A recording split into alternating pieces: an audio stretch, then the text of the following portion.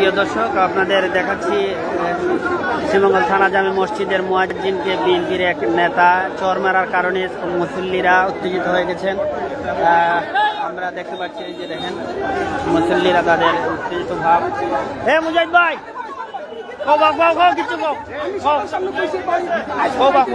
কিছু মসজিদ কমিটির জোরের মাঝে ঘটনা ঘটছে। মসজিদ খাদেমরা মারা হয়েছে মসজিদ কমিটির মুতল্লির সামনে। আমরা জোরের নামাজের পর ঘটনা শুনছি, সাথে সাথে আসরের নামাজের পর অপেক্ষা করছি, মাগরিবের নামাজ জানানোর সময় পড়ছি অপেক্ষা করছি। আমরা কোনো মসজিদ কমিটি এবং কেউ কাছে কোন ধরনের মানে এইরকম আশ্বাস পাইছি না এবং জানানি হয়েছে না মুসল্লিরা। আমরা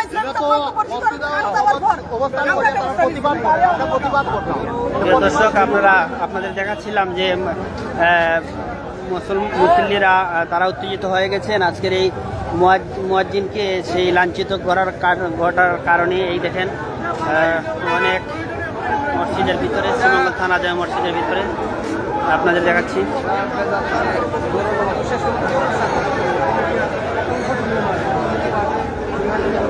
শ্রীমঙ্গল থানা জামে মসজিদের মুয়াজ্জিনকে বিএনপির এক নেতায় চর মারার কারণে